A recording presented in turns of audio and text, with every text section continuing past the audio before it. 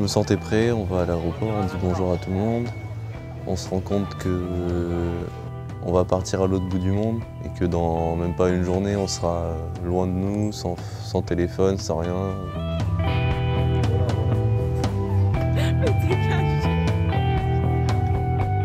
Je pense qu'on était tous un peu à la fois pas envie de partir, mais à la fois envie d'y être. Donc c'était assez spécial, c'était assez sympa comme ambiance, on faisait des jeux et tout. Puis on a pris notre premier vol vers Paris. Donc moi j'étais tout excité, j'étais serein parce qu'avec mes parents j'ai déjà un peu voyagé, tout comme ça. J'étais serein puis très excité parce qu'on en parlait depuis très longtemps. Je m'appelle Augustin Brault, je suis en première STMG. Je suis arrivé à Belle-Orme l'année dernière, en seconde. Du coup, ça fait 2 ans là, que je fais partie du projet JAS. J'ai découvert plein de trucs et là, ça me fait plaisir de savoir qu'on va bientôt partir au Pérou.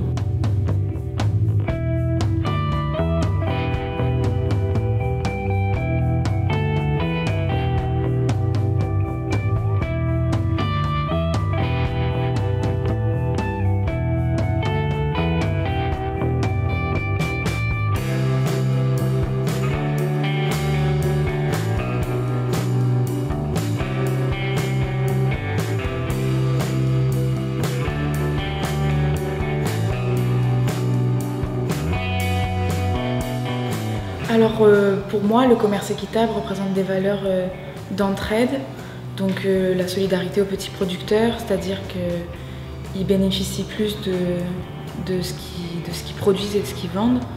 Ils sont plus bénéficiés au final.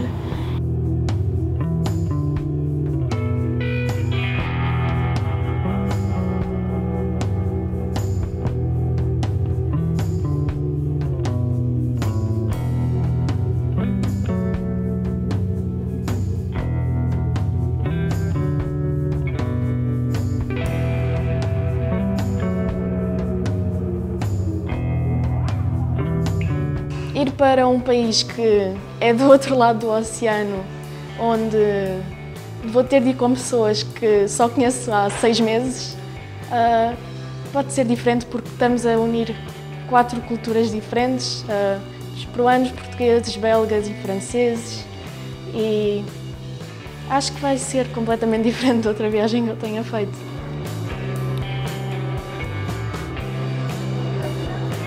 Quand on est arrivé, il y avait Nina qui nous attendait. On a essayé de filmer, mais ça fait n'importe quoi.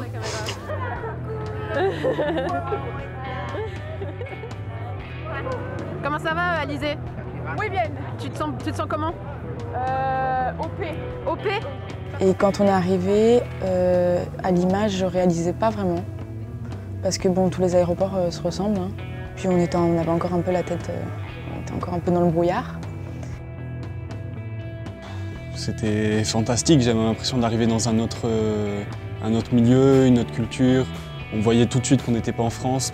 On arrivait donc dans des mini-vannes et puis on est passé sur Lima et là on a vu que c'était une ville un peu, enfin pas du tout comme on avait l'habitude de voir, c'est-à-dire qui était délabrée un peu.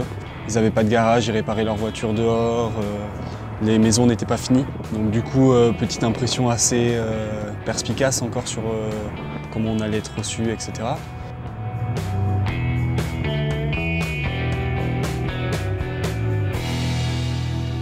Coucou tout le monde, bien dormi? Ouais. Ça va? Tranquillement. Parfait, Ouais, pas trop froid? Non, même pas. Comment ressentez-vous ce voyage, Mariana? Je le sens bien. Ah bien. Tu te sens aventurière un peu? Aventurière à balle, comme jamais. Et toi? On est là, hein, n'importe quoi. Et donc on est arrivé dans le petit couvent là, les chambres étaient pas mal du tout, par 2, donc c'était vraiment bien, la nourriture était bonne aussi. On s'est dit ça y est, on y est. On s'est senti en fait chez nous. On s'est pas dit ouais, on est à des milliers de kilomètres de chez nous, alors que si, on s'en rendait pas vraiment compte. Funcionamento de la cooperativa. Cooperativa. Ouais, c'est cooperativa Escovada. On a préparé des discours pour quand on va aller sur place dans les établissements pour dire un petit discours, un petit mot, pour les remercier, etc. Piensen. Que piensen es la más con esta, Correcta. Correcta.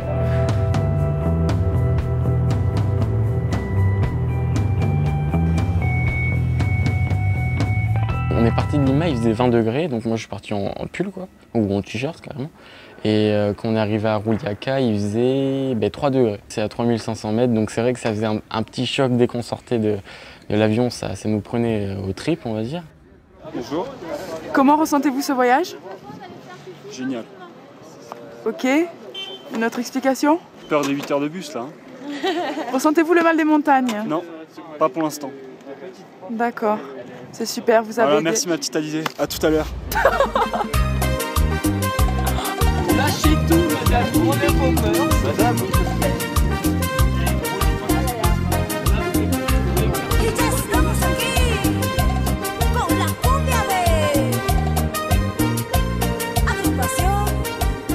Les 8 heures de bus n'ont pas été très calmes. Avec Alizée qui a été malade, la route tout en que des grands virages, au bord de précipices, tout ça. Après, les paysages étaient magnifiques, on a vu des grandes montagnes, super jolies, des lamas.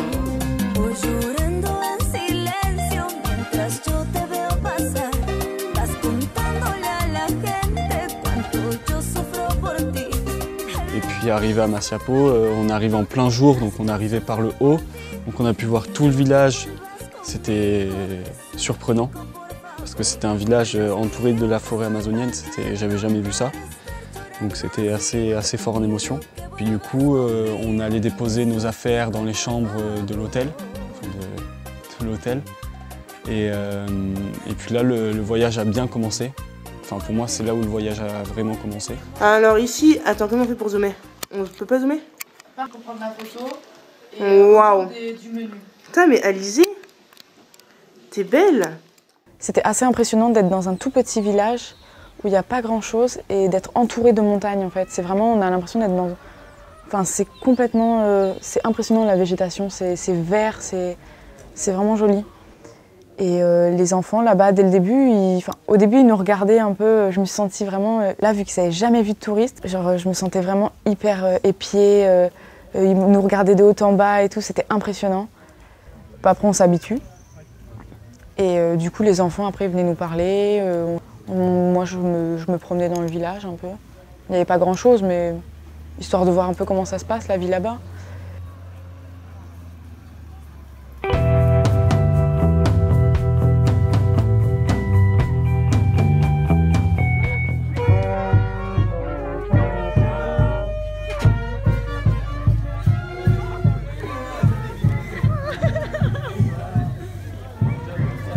L'accueil qu'on a eu à Masiapo, j'ai trouvé ça magnifique. Enfin, on nous accueille comme si on était des personnes hyper importantes, c'est sûr que ce ne sera pas en France qu'on va t'accueillir comme ça c'est sûr et certain. Et ils étaient habillés avec des tenues traditionnelles faites avec des sacs de café. Enfin, c'était un truc de malade, j'avais jamais vu ça, surtout pour nous, on est juste des élèves, quoi. On n'est rien. Toujours des sensations très fortes. Quand on arrivait, ils faisaient leur petit spectacle, leur danse, leur levée de drapeau, leur hymne.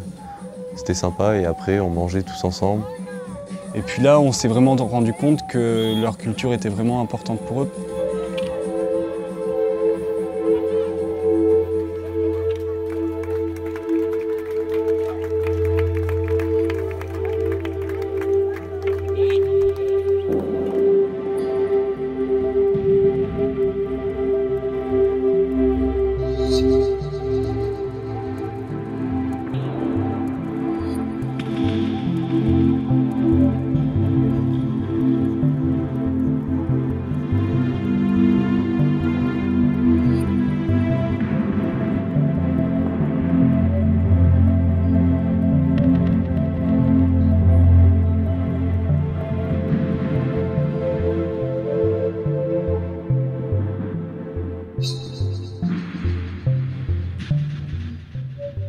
Desde el año 92 venimos trabajando con el tema del comercio justo, ¿no? Entonces, y eso ha sido un aporte muy importante porque más años atrás estábamos afectados por los precios, ¿no? La bolsa, ¿no? Y entonces eso no era tan adecuado para nosotros, ¿no? Y hay muchos productores que se desanimaban, ¿no? Y bueno, y así que desde 97 hemos empezado a trabajar con la certificación orgánica, ¿no? Entonces eso también ha sido fundamental.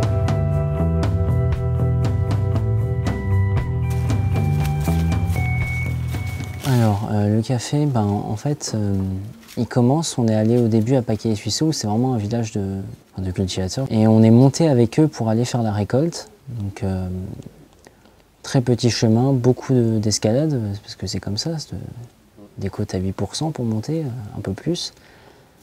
Et une fois arrivé, on s'aperçoit que les plantations, c'est pas du tout comme nous, les Français. Nous, on va se dire, ok, là il y a 8 hectares, on rase tout et on met du tournesol ou autre chose. Là-bas, ils coupent un arbre et ils le laissent sur place pour que le terrain se sente mieux. Et c'est comme ça une plantation de café. Donc il faut être tout le temps en appui sur ses jambes. Je crois qu'on y est resté même pas 1h30 dedans, et en nage déjà. Alors Nina, la cueillette du café, c'est comment? Et c'est là qu'on a vu que c'était une baie rouge, où c'était à l'intérieur le petit noyau, on va dire, qu'il faut récupérer. Donc on avait tous des seaux et on prenait que les baies qui étaient rouges, donc mûres. On les mettait dans notre seau et on avait fait 5-6 seaux, je pense, je sais plus trop. Attention à ne pas arracher les petites pousses, elle en trouve plein dans le bac. Estavam super orgulhosos de explicar-nos qual é que era o processo do café, explicar que era dali que vinha o café da Secovasa. Eles têm bastante orgulho naquilo que produzem e tentaram transmitir esse orgulho. É bastante fofo. O que te gusta mais aqui na tua região? Este? O café? Como sientes que será tu futuro? Seguir, estudiando. Et très émouvant la façon dont ils nous racontaient leur quotidien, parce que c'était pas juste nous raconter leur métier, ils nous racontaient leur quotidien aussi. Puis ils étaient super gentils, ils nous ont fait tester. Franchement, ils avaient vraiment confiance en nous, parce que si on fait des bêtises, c'est sur leur récolte que ça se répercute, et donc du coup, j'ai trouvé ça super. C'est justement dans ces moments-là que je me retrouve et je me dis, avec Quentin, on est au Pérou. Il y a 5 jours, j'étais dans ma chambre, je regardais Netflix par exemple, n'importe quoi. Et maintenant, je suis à l'autre bout du monde en train de récolter du café avec des gens que ça passionne. Et qui juste pourraient leur dire bonjour ou n'importe quoi. Ils seront heureux et moi aussi parce que c'est génial. C'était une super expérience. Franchement, c'est l'expérience que je retiens et qui était pour moi pas la meilleure, mais un de mes moments préférés du voyage.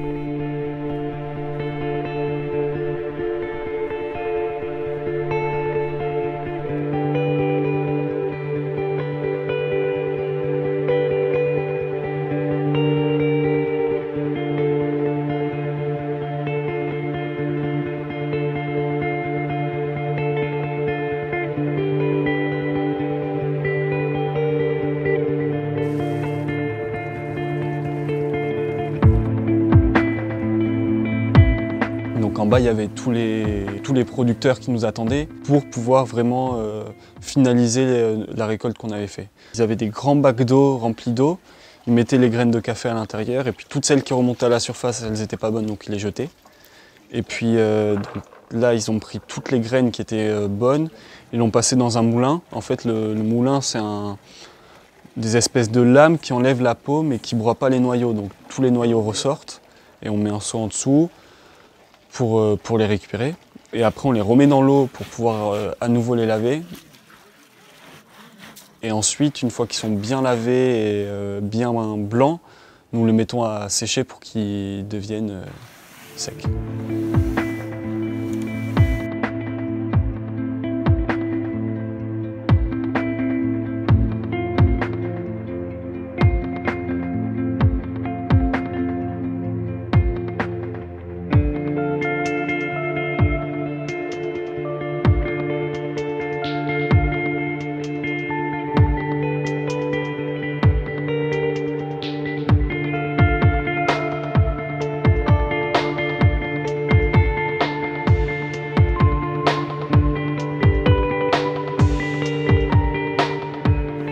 ont des primes s'ils font du bon travail ou des trucs comme ça. Et donc à la fin, ils rassemblent tout cet argent. Et par exemple, pour aller à Pacaï Suisso, ils ont refait un peu la route, même si elle a été foncée, ils ont refait la route pour pouvoir y accéder. Il y a plein de trucs comme ça. Et donc l'agriculteur disait qu'il pouvait mieux vivre et que ça l'aidait vraiment, quoi. Et le fait de faire de la qualité et non pas de la quantité, que les multinationales ils font de la quantité, mais bon, ils font pas vraiment de la qualité, quoi. Uma que eu gosto de salientar sempre, que é a transparência. No mercado convencional tu vais buscar um pacote de café e tu não sabes de onde é que vem. Obviamente diz lá o país porque é obrigado por lei, mas tu não sabes quem é que são os produtores, não sabes quem é que é o gestor. Uma coisa que diferencia desde logo o comércio convencional do comércio justo é que tu sabes tudo sobre o comércio justo. Vais ao site das empresas e sabes quem é que são os produtores, quais é que são as regiões, como é que é feito o produto, qual é que é o salário, quem é que são... Portanto, sabes tudo. On voit, on va dire, l'envers du décor, quoi. On voit comment tout se fait, comment c'est réalisé, quoi. Et pourquoi on fait ce projet du commerce équitable. Et ouais, du coup, je suis contente d'avoir fait ce voyage, du coup, parce que voilà, on a vu tout le processus et on comprend pourquoi le commerce équitable existe, en fait. Parce que forcément, il faut que les petits producteurs soient plus rémunérés parce qu'ils font un énorme travail et ils touchent très peu d'argent. Eu acho que isso, por acaso, é bastante bom e difere-se bastante da maioria das empresas em todo o mundo, porque quando os trabalhadores acabam por fazer exatamente aquilo que querem, depois é melhor para a empresa porque acabam por fazer melhor do que se sentirem forçados a fazer o que acontece na maioria das empresas do commerce conventionnel. Que là, nous, on a vu ce que c'était vraiment, genre ce que ça changeait pour eux, ce que ça changeait pour leurs enfants, et aussi que c'est pas tout beau tout rose, qu'il faut respecter beaucoup de règles pour rester dans le commerce équitable. Parce que souvent, il faut que ce soit bio.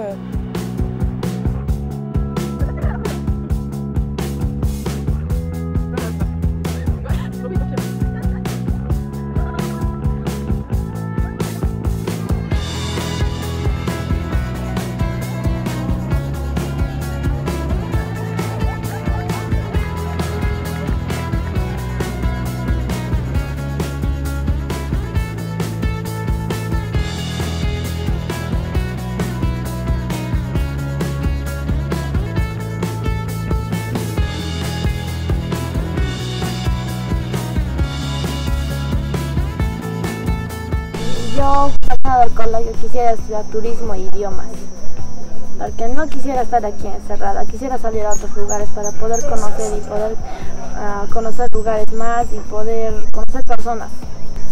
Entonces no quieren continuar haciendo lo mismo que vuestros papás y vuestras mamás. ¿No quieren? No. ¿Por qué?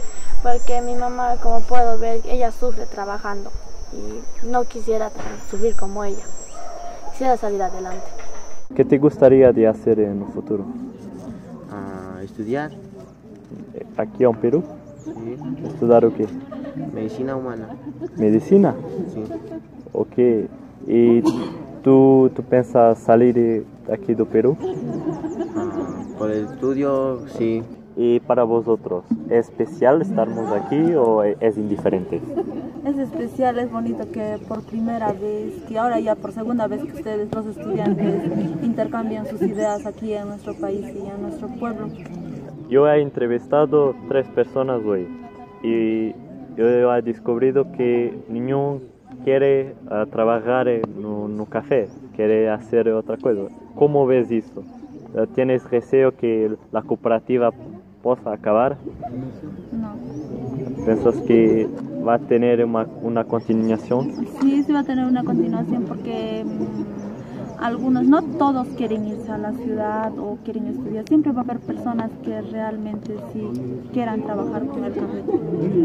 Pienso que es una de mis metas salir a conocer el mundo. No podemos estar encerrados o vivir para siempre aquí, pero con una visión de regresar a la agricultura, pero ya no a la agricultura común que se hace, que es cosechar y vender, sino con una visión más empresarial. ¿Por qué no hacer la planta de proceso y tostado y molido aquí en la selva? como se habrán dado cuenta, es curioso que en un lugar donde haya tanto café o donde hablemos de café no exista una cafetería, donde se pueda disfrutar un cappuccino, una mocha o un americano. ¿Tú piensas que el comercio justo es importante? Pienso que es muy importante. ¿Por qué? Porque mediante el comercio justo mejoramos la calidad de vida de los productores, porque el precio que ustedes en el extranjero pagan por el simple hecho de contar con el logo o de tener el logo de comercio justo nos ayuda tanto a la empresa que es Ecovasa, a la cooperativa que es Inambari y al productor. Toda la cadena se beneficia del precio que ustedes pagan por el comercio justo. ¿Qué es lo que más te gustó de este lindo viaje que realizaste de Europa para América? O sea, ¿Qué me gusta de aquí? Sí, ¿qué es lo que más te gustó? En primer lugar es la región, es muy bonita. En segundo lugar es la comunidad. Vosotros viven como una verdadera comunidad. En Europa nosotros no tenemos eso. Es cada uno por sí. Es un poco egoísta. A pesar de nuestras culturas, a pesar de idioma, las formas de vivir, yo creo que nosotros somos todos iguales. Tenemos los mismos deseos, tenemos los mismos sueños. Vosotros gustaría de seguir medicina, ingeniería, es los mismos sueños de la Europa. Eso no cambia.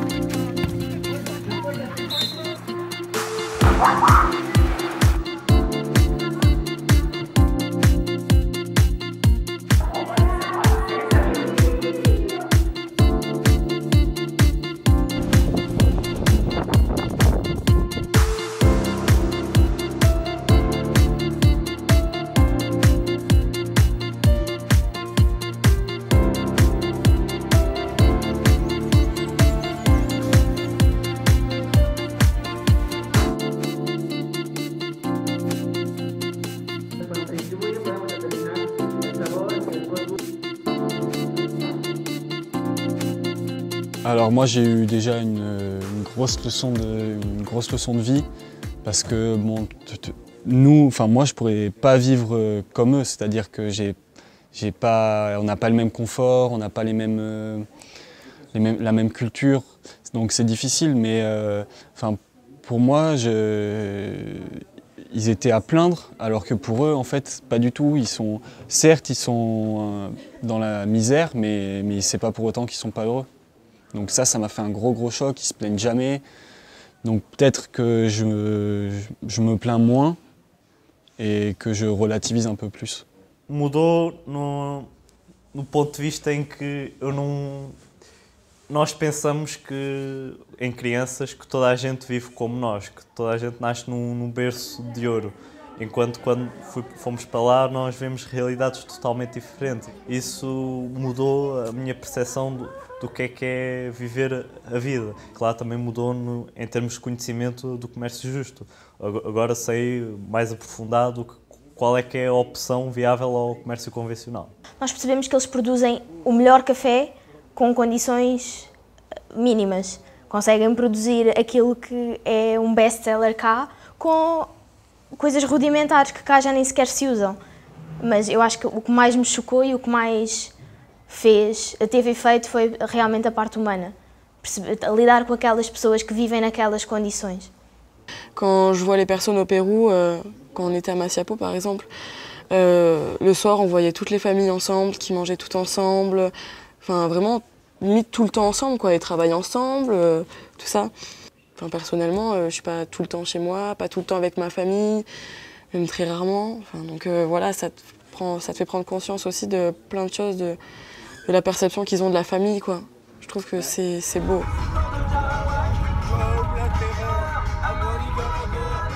Ça m'a un peu remis en cause quand même quand je suis rentré à Bordeaux, même mes parents, d'en avoir parlé avec tout mon entourage. C'est quelque chose qui me servira pour plus tard et même pour aujourd'hui. C'était une grande expérience dans ma vie. Qu'on est bien ici quand même, enfin, on est mieux ici en cours, alors qu'avant on pouvait se plaindre des cours que c'était chiant. Alors qu'il y en a qui Enfin, là-bas, ils galèrent un petit peu plus pour aller à l'école, pour travailler, ils n'ont pas forcément du bon matériel, alors que nous, on se plaint de ce qu'on a. Oui, on va dire que je suis un peu moins peureuse d'aller vers les gens, parce que je me dis, si tu as réussi à aller vers des gens qui n'ont jamais vu une personne comme toi, tu aurais très bien pu être mal reçu ou je sais pas. Du coup, je me dis, tu peux aller vers les gens, de toute façon, tu risques rien, ça peut t'apporter que des bonnes choses. Mais avec tout ce qu'on a vécu au Pérou, en fait, quand on rentre, on ouvre le robinet, on peut boire de l'eau du robinet, on rentre dans son lit, on est sûr qu'il n'y aura rien dedans. Des trucs tout bêtes, la Wi-Fi par exemple, appeler quelqu'un comme ça. C'est des trucs qu'on ne se rendait pas compte avant parce que c'était normal. Et puis, je pense que ça fait du bien d'avoir cette espèce de contraste parce qu'on rentre et tout est mieux. L'eau a meilleur goût, on se lève plus facilement le matin. Je sais pas, c'est beaucoup plus agréable à ce retour de voyage, oui. Donc là-bas, ils écoutent que 2 musiques. Enfin, une, Despacito avec Justin Bieber et Despacito sans Justin Bieber. Et donc en fait, les filles elles m'ont demandé, tu connais Justin Bieber? J'ai fait bah oui, enfin voilà, on connaît. Et elle me demande, il est gentil? Et j'ai fait, oh mais c'est pas mon ami, je le connais pas. Enfin voilà, pour eux, on se connaît tous quoi. Donc voilà, c'était une super expérience humaine. Franchement, on a pu prendre conscience des choses, enfin de tout.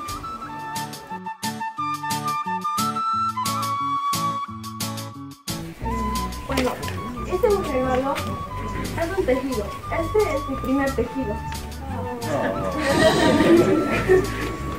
Es mi primer tejido, lo hice a mano y es muy importante para mí.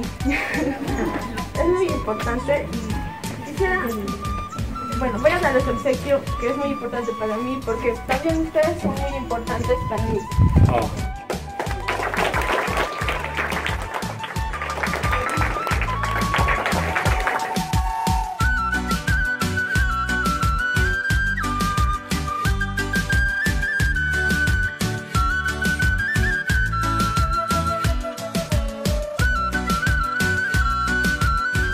Tout d'abord, merci beaucoup de nous avoir accueillis, de nous avoir montré tout votre travail. Je pense qu'on s'est tous rendu compte que c'était dur, ce que vous faisiez tout au long de l'année, mais vous produisez un café vraiment exceptionnel.